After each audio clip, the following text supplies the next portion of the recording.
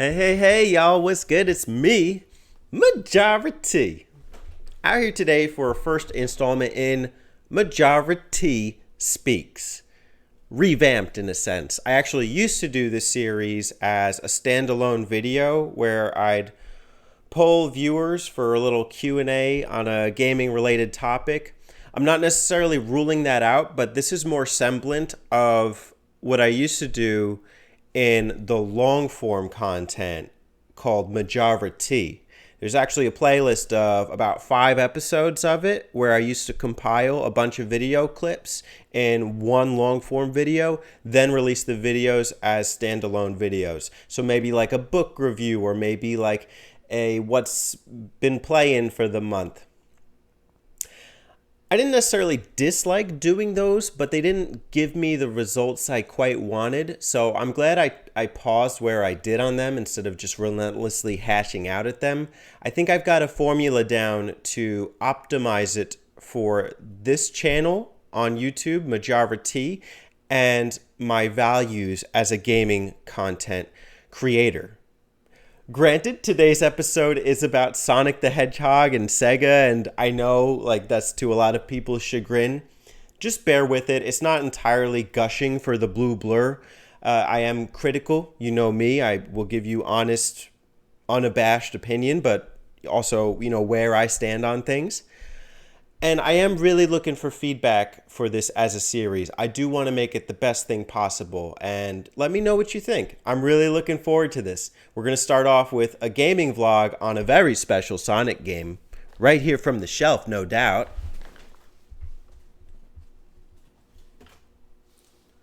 Sonic Mania. Or should I say Sonic Mania? Sonic Manila in the Philippines. I apologize. Take a look. Gotta go fast!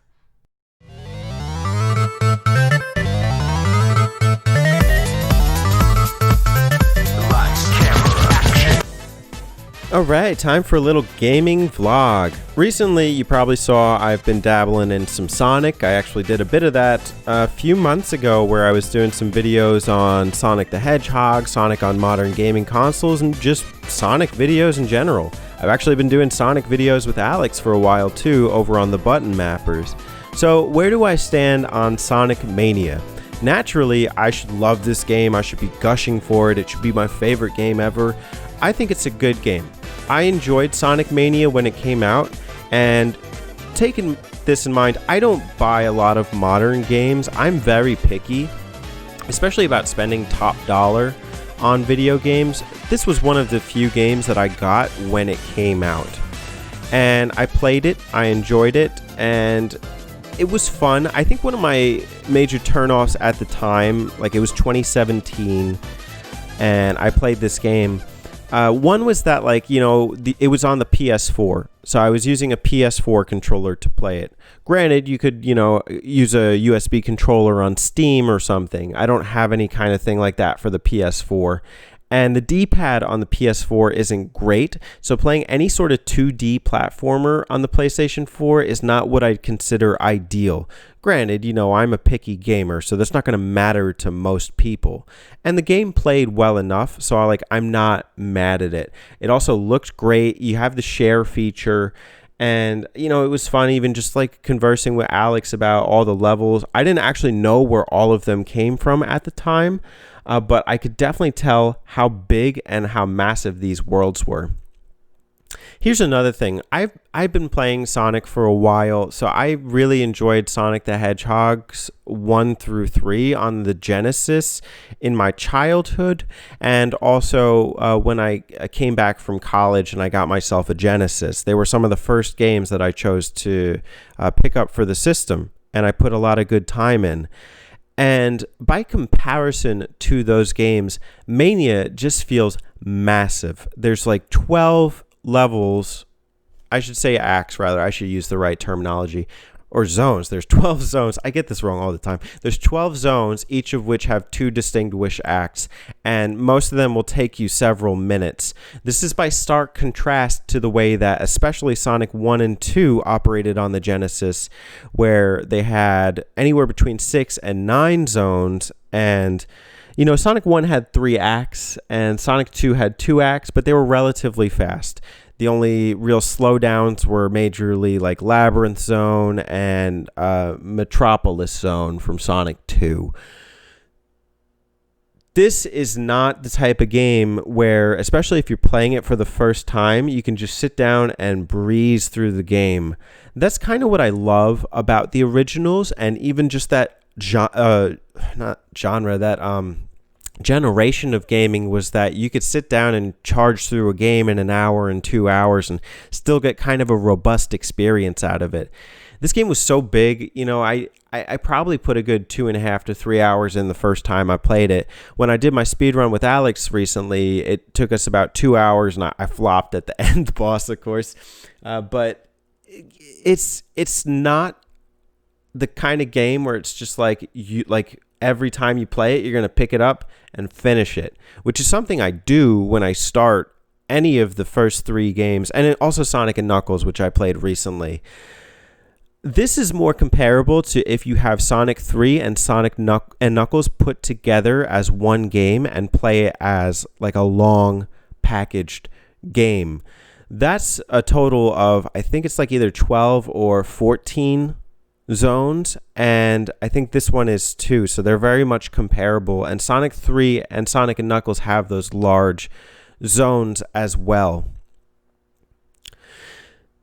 That doesn't mean I hate the game. I've actually gone back and replayed it on the Switch. It's a very affordable game to get for your Switch, and it's a very solid platformer too. If you're looking to build up the Switch collection, it's very much worth grabbing. I think it goes on sale frequently on the online shop too if you're more into digital games. But what I really like about it being on the Switch is, there's portable mode, but the Switch also has multiple controller compatibilities. So personally, I hook up my Retrobit USB wireless Sega Genesis controller, and it's like I'm playing it on the old school hardware with that added benefit of, this is a wireless controller. I had a lot of fun playing it on the Switch, and I've actually fallen into this kind of symptom lately of like playing the game continuously even after I finish a file. I even went ahead and I collected all the time stones. I think that's what they're called. I always get that backwards too. Are they time stones or chaos emeralds? I think Sonic CD is the time stones. But it's really just a game that is a celebration title. I said that recently in a video with Alex and Spencer where we talk about Sonic Mania, and we did a map out for it on the Button Mappers. That'll be publishing on Monday, September 13th, so you can check it out there. But I, especially after going back and really re-exploring the roots of the Sonic games, had so much fun just kind of pinpointing, that came from that level in Sonic CD, or like this game mechanic was from this game. So, I didn't recognize everything, but a lot of it was very familiar. There's a question of like, do you recommend this as a first Sonic game? And it's weird because like it's available on everything: Xbox, Switch, PS4, PC. I don't actually know if it's on your phone. I don't know. I think a kid who's playing this for the first time would like it, although I feel like it's overwhelming. It's like a lot to take in at once. But a lot of the challenge is there. I don't hate any of the zones per se. I think they're all good to some extent. And it's just all around a solid package. And I think it's a good sign of things to come for the Hedgehog for the future. Am I mad at it? I can't be. It's a really good game all around, and I can't say I can't recommend it. I can definitely recommend it. The question is to who exactly? Somebody who's up for a challenge. Speaking of challenge, I recently made it to the top 10 on the Sonic the Hedgehog leaderboards on Nintendo Switch for Score Attack, and I did some commentary with Alex. Stay tuned, and we're going to run down some of the commentary here in Majora T Speaks.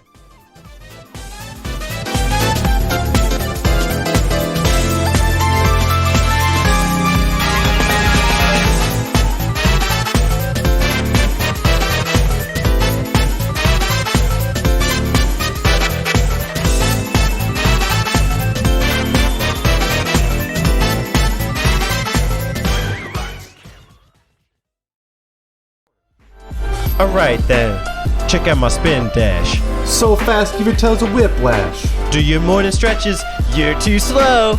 Wait till the next zone, it's turbo. Hi everybody, it's me Sonic, and with me today is also Sonic. Yes. Hi Sonic. Hey, what's up, Sonic? Oh shoot, I was about to start a Sonic Mania there. Hi, I'm Hedgehog. This is my first non-channel intro video. This is not Sonic, this is Alex. Hi Alex. Howdy. Howdy geeks and gamers. I mean, I might as well be Sonic. You know, I'm just as fast. I know. When I think of Sonic, I think of Alex.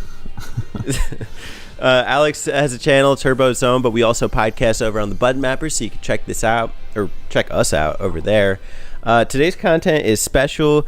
I've been working for a while at setting a high score, and Alex, I know you probably think I'm crazy for doing it for Sonic 1, but you know what? I really like the game. I just met you, and this is crazy. But here's my Sonic. So beat my high score. There's a couple challenge modes in the original Sonic 1 on Nintendo Switch. One of them is Mega Play, and it's basically a score attack where they drop the slowest zones in the original Sonic game. And you also get the added bonus of Spin Dash and Drop Dash, so it makes the challenge pretty good. In the rankings, I am currently number 9. Meaning you can just go watch my video on the high score service. I think that's pretty awesome. What do you think, Alex? I mean, you're doing better than me.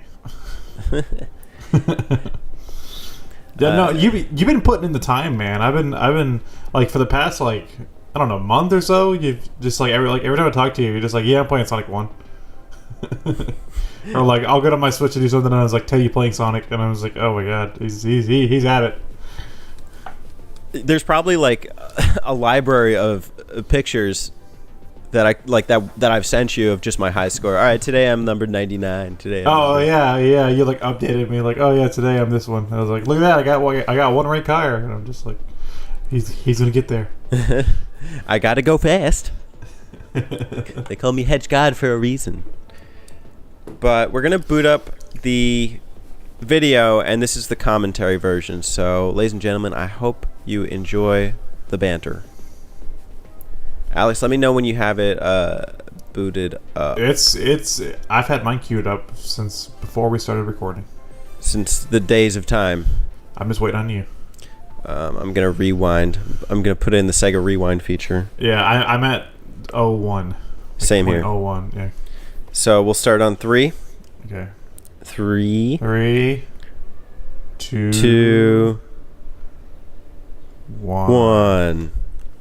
Green Hill Zone Act 1. Green Hill's on. The finest. Everyone's favorite. Boom. So what's your okay, give me some pro tips. What's your tip to learning how to play Sonic? Okay, starting with Green Hill Zone Act 1, you got to start with a jump in the beginning to build up a little bit of momentum, and then notice I'm bopping on some of the creatures. They give you some momentum. It's super important because there's 2 rocks really early on. Oh, here's a pro tip. You just saw me pass the little signpost there. If you let it continue spinning and you're on the complete right side of the screen, and you jump at the exact right time, then you can just keep jumping around here. And you saw I hit some of the targets. One of those targets in every zone gives you 10,000 points. Yeah, I noticed that. And you got to beat 30 seconds. Any stage that you can do that for, you get 50,000 points. It's so much higher than the measly 10,000 you would get. Now, here in Green Hill Zone Act 2, you don't have to do it if you want to beat 30, but it's cool to just kind of avoid some of the space with the spikes early on, and then you can just run past all of these hills. Yeah, and I saw that. Oh my God. This one, if you just go for the speed run, you could probably break 25 pretty easily. It is tricky since if you get the fast shoes to time the jump at the end there correctly, but this is not a bad one for getting that high score or that under 30 run. Do you get anything for jumping into the bonus ring? No. No, okay. just a little bing. I did notice the you take advantage of that drop dash a lot during this. Oh yeah, I'm definitely abusing it. It's helpful. I love the drop dash. I think it's a great addition, and I hope they do Sonic 3 on Switch so they can add that in there too. It's funny because after playing Mania, you know, the drop dash there is a little more benign, but in this one it like significantly gives you momentum. Yeah, it just alters the way that you play the game. It alters the beast that is Sonic 1. Well, because like they used to be my issue with the first game was like it's the slowest of the original games on Genesis, you know. Then this version added the spin dash and the drop dash and stuff, and it just makes it a lot faster. Let me give you another pro tip. So every 1-up box that you tackle gives you an extra 5,000 points. Okay. Doesn't do that in the normal game, but in Mega Play it does for some reason. So that's like a good alternative if you can't get the speed run in a couple of these stages. Like there's not much purpose to go for a speed run on Act 3 here. You only have like 2 minutes anyway to clear it.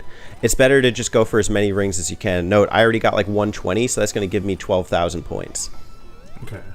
Then add to that the 2 1-up boxes I got, and that's like 22,000 points.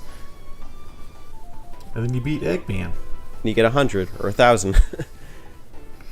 You freed the flickies. Great job, Green Hill. Now we're on to Marble, right? No. Not in Mega Play. Yeah, they cut out like half the game. Well, if you rank it according to timing, then yes. Spring Yard, baby. What do you think about Spring Yard? You like it? It's okay. It's fun. Here's a trick. Go use the bumper to get on the platform, get the 1-up box, get the speed boots, and then use this other big red bumper to clear all of those annoying boxes. I think Spring Yard would be a lot more fun if Casino Night and the one Carnival whatever in 3 and what was the one in Mania? Studiopolis, is it? Studiopolis? If those zones didn't do this type of zone way better, I think I would like the zone a lot more.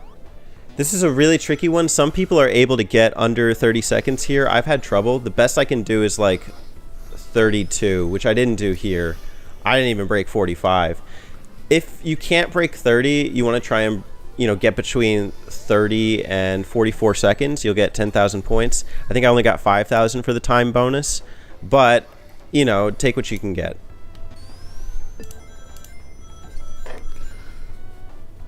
This is where it starts to get a little slower. There's a couple ways you can go. You go above the stage or below the stage. I like going below because there's an extra 1-up box, so it's another 5,000 points.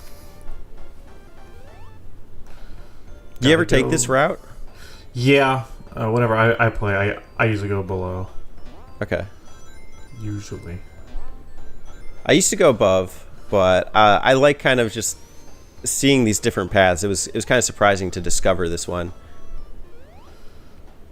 That's a tricky area to get through. Is it like the part in the wall? You got to be careful.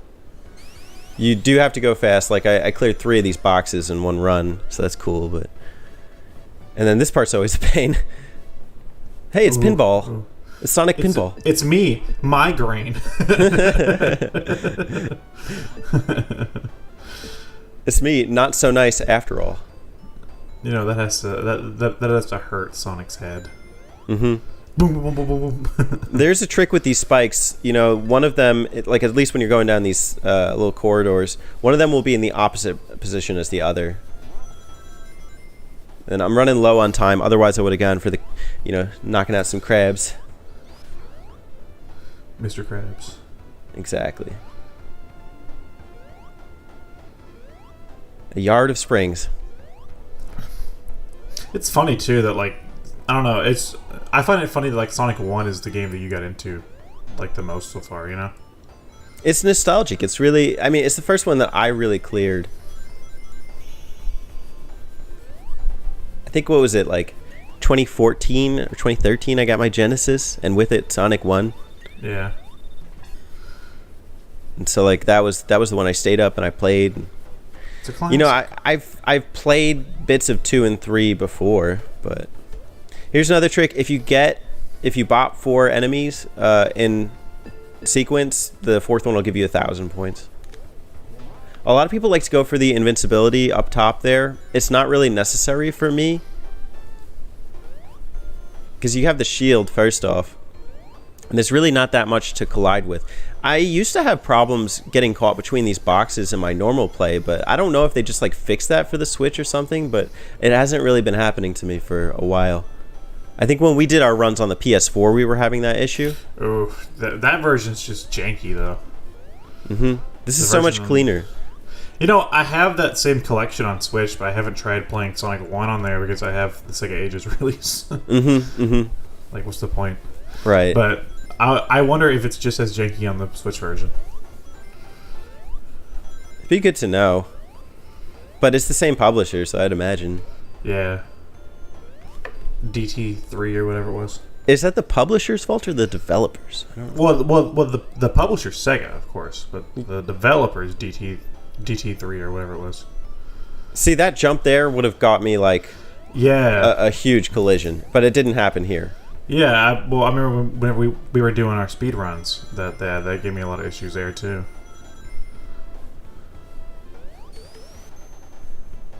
Now, if you wanted to go for time, you could really finesse this and just run to the end and, you know, avoid like the... I don't even know what to call it. The column section? No. The section of columns. But I like to take my time here, get the ring boxes. There's a trick, too. I didn't pull it off in this run. Maybe in the future I would. But if you can bounce off of the little bumpers there, you can get to an extra 1-up box. I don't mean these springs at the bottom. There's like those pinball bumpers up top. Yeah, the ones up top by the word cope. Which is there nothing to cope with in Mega Play. I don't understand why that's there. I wish somebody I just want to have an explanation of why this level tells me to cope. Well, there might be a good map out video for that. What am I coping with? Alright, so that about does it for this little preview of the commentary run. You can check out the standalone video on YouTube if you want to see the full commentary. It's going to post after Majora T Speaks. It'll include commentary from Starlight Zone as well as Scrap Brain. Speaking of Sonic, the Button Mappers posed a question recently. Mario versus Sonic. Who's the best? And why? Let's get an inside perspective into the minds and machinations of me, Majora T, on this question. Shall we?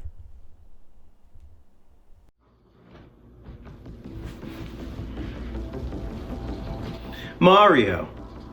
Sonic. Water. Wine. Bread. Butter. If I had to ask you to pick between one of these two things, I imagine for most people it's pretty easy. But I like to think about the question a little bit deeper.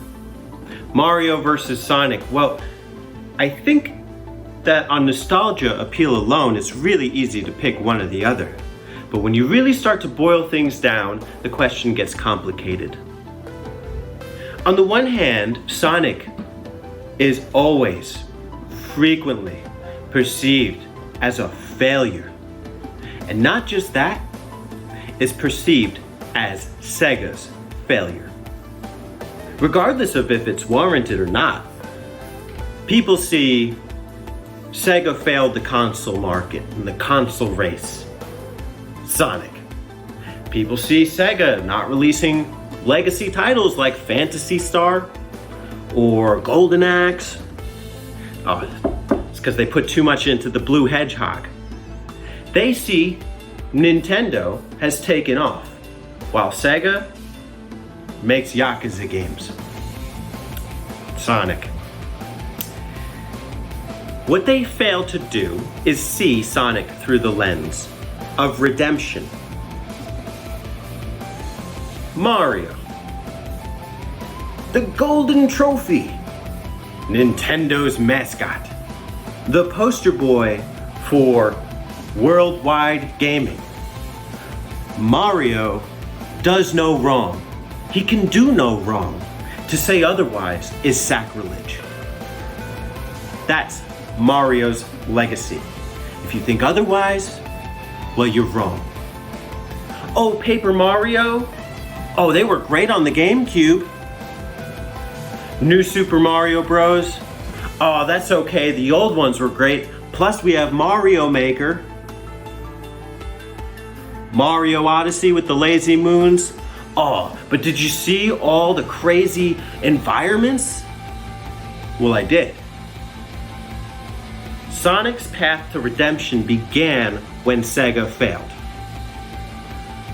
After the Dreamcast phased out, Sonic made his way to the GameCube and the Game Boy Advance with brand new titles that were very competent, remasters of some fan favorites, and even compilations of legacy titles. Continuing that trend into the Wii, he still stayed strong with Sonic Colors, Sonic Rush, Sonic Rush Adventure. And as soon as Sega's contract broke with Nintendo, what did they do? They released an absolute banger with Sonic Generations on the Xbox 360.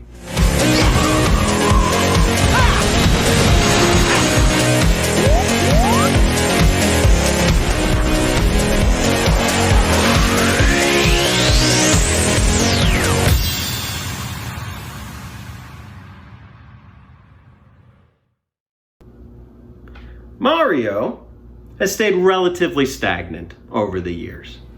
Okay, the 3D platformers are pretty good. I'll give it that. But Mario is a symbol of playing it safe. And Nintendo is very protective of Mario. You can't touch his level design unless you have their approval. Sonic Generations encourages, shares, supports fan mods on Steam of all places. I know one of the best fan mods that I own is Sonic 3 Air, which is completely free as long as you own Sonic 3 and Knuckles. And dare I say, that version of Sonic 3 Air is the ultimate way to play Sonic 3 and Knuckles together. And you can say, oh, Mario Maker lets you do that too. Well, yes and no. First, you're only given the tools that Nintendo gives you. With Sonic, you have whatever is at the world's disposal. And there's also the bar of entry. You must own this console. You must own a Wii U. You must own a Nintendo Switch. Do we care that the Switch is overpriced? No, we'll still charge you $60, but maybe we'll throw in some new DLC. Sonic's on the PC. Sonic's on the GameCube. Sonic's on the Wii. Sonic's on my PS4. Sonic is on your phones. Sonic's everywhere. Sonic is forward thinking. Mario is steps backwards. I pick Sonic. That's where my vote goes. I think Sonic wins by many stretches. And you know, just to take it back about water versus wine, sure, maybe gaming wouldn't be where it was without Mario, but it wouldn't be as sweet and as savory as it would be with Sonic. This is my response to the button mappers. I hope you enjoyed. Go check out their Mario vs. Sonic Timber video and leave a video response. Get in on the debate, shall we say. Thanks for watching. Majora T. Catch you next time when I go fast.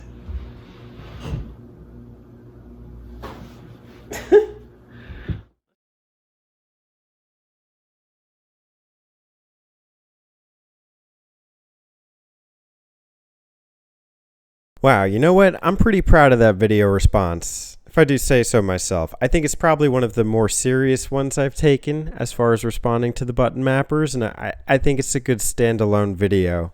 Now, I know that pick is going to rub people the wrong way, and people are probably sick about hearing me talk about Sonic. So, you know what? I thought I'd change it up a little bit and talk about something not Sonic, but not too far off either.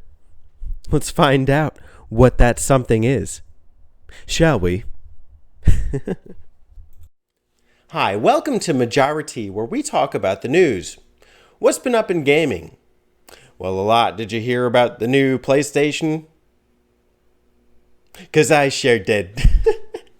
Please, I don't do gaming current events. There's a lot of channels that do, so feel free to subscribe to them. For me, I like to talk about the games that I care about, but that doesn't mean I won't shy away from something if it is new.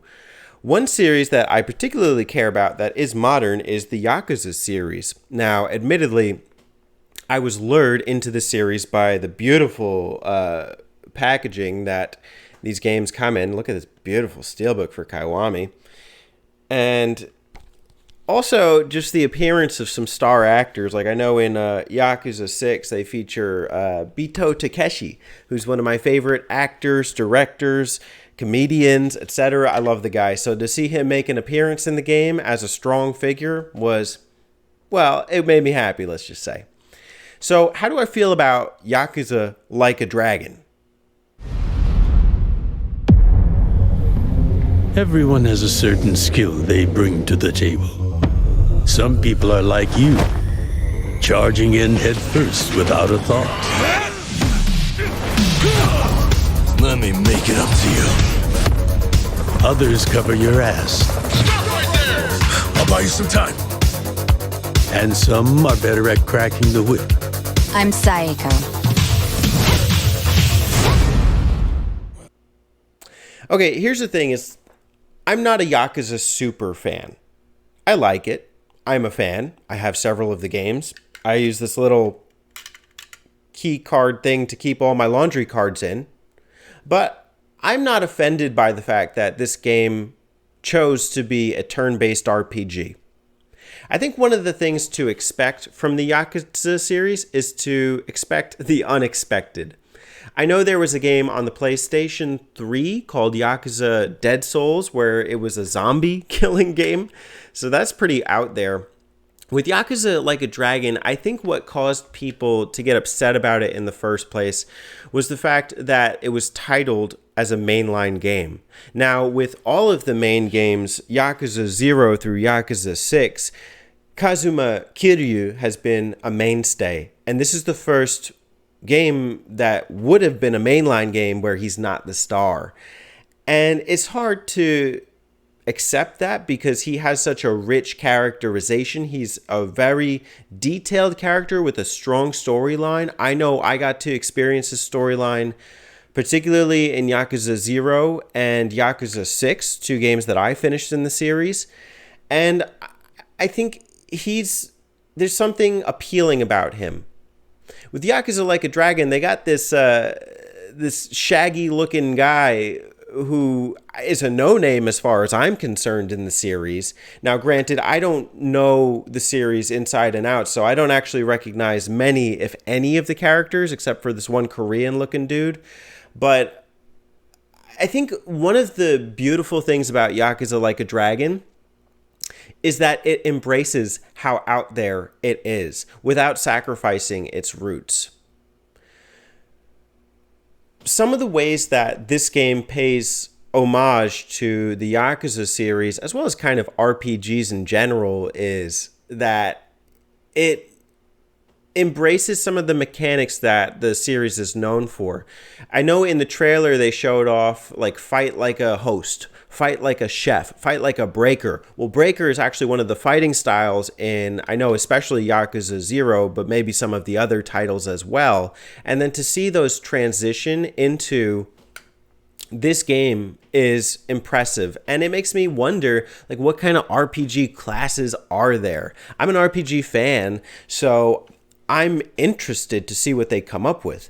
This game also embraces somewhat of a Western cinematic kind of approach. Take a look at this fighting cutscene. Let's do this!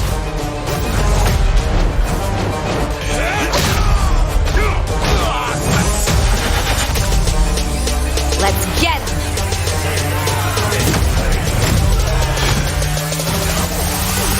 Easy.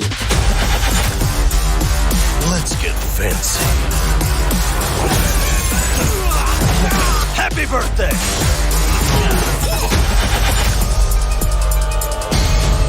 Let's play a little game.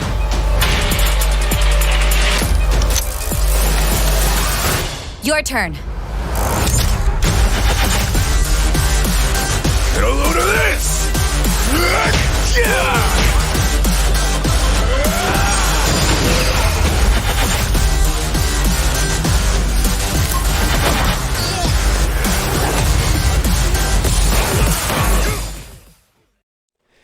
So I love the one where he's like, happy birthday, and then he slams the birthday cake into the guy. But I did have concerns initially, like what if I'm watching these fighting cutscenes and they play too much and I get bored of them. I think one of the things that this game is showing off that I'm interested in, that maybe other people aren't, is going to be mid-combat QTEs. QTE is short for a quick time event, so like if you want to do extra damage, you would press the triangle button. I personally love the Mario and Luigi series, which is renowned for that as well as a combat mechanic. This game is definitely Western because it offers English voiceovers, and that's almost how they're promoting it as well. I personally will play with the Japanese audio because I just feel like it will be more authentic. But you can tell they're really trying to make this hip. They have this kind of like hip hop track playing in the background of the trailer, and you know they have the very cinematic cutscenes in RPG combat. You know the main games have those as well, but they're definitely trying to show off what the engine can do. And this game is going to be on the modern consoles, PlayStation 5 and Xbox Series X. So, to be honest, I'm not that into modern games, but this is one modern game that I can get behind. And it's one that I will get behind. It's coming out November 13th, currently as far as we know. So be on the lookout for that if you're interested. I personally will be doing my best to pick up a copy and let you know what I think here on the channel. So stay tuned for that. AKA slap that subscribe button like a dragon. How do dragons slap? Like this.